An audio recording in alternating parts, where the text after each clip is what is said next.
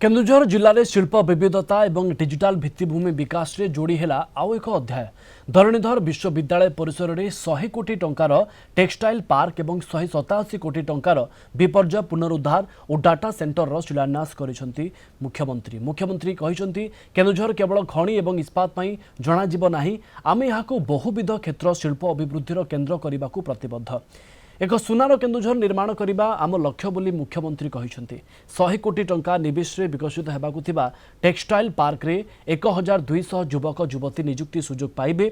आधुनिक भित्तिभूमि और लॉजिस्टिक सहायता सहित हिंडाल्को 7 एकर जमी एक पोशाक उत्पादन यूनिट स्थापन करिवो। ए यूनिट वार्षिक 24 लाख पोशाक उत्पादन करिवो। सेहि भली इलेक्ट्रोनिक्स एवं आईटी विभाग द्वारा ओकाक माध्यम 187 कोटी टंका विनियोग रे एक विपर्य पुनरुद्धार एवं डाटा सेंटर प्रतिष्ठा हेबो।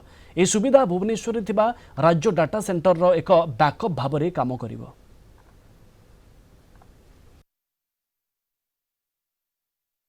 डाटा सेंटर सहित एक टेक्सटाइल पार्क रो ये तार शुभ दिगला। ये 100 कोटी टंकार प्रथम फेज रे काम आरंभ हम 1200 लोक काम करेंगे।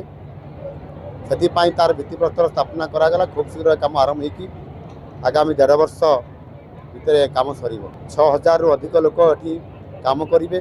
से ट्रेनिंग देवाई सरकार चिंता कर विपर्य पुनरुद्धार और डाटा सेंटर ताहार शिलान्यास आज करागला।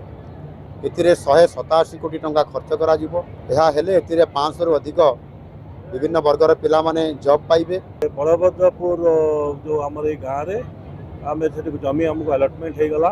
ये गोटे अपारेल यूनिट करूँ जो 1200 लोक 1200 जेनराली आमर माँ भौणी मैंने चाकरी पाइबे। तेणु प्रथम आम skill development training देवु।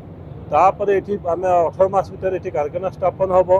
State data centre अच्छी जोटा कि ओकाक परिसर अच्छी तार डिजास्टर रिकवरी सेंटर बर्तमान से ना क्या आमर मोर दैन 600 एप्लिकेशन ये चलू जो क्रिटिकल एप्लिकेशन आपन सुभद्रा देखु ओश्वास एप्लिकेशन देखु आपन जिते सब सिटीजन सेंट्रिक सर्विस एप्लिकेशन सब से पोस्ट आर्टिफिशियल इंटेलिजेंस को लेकिन जो प्रोसेसिंग हो पार से कैपेबल केउझर अच्छी।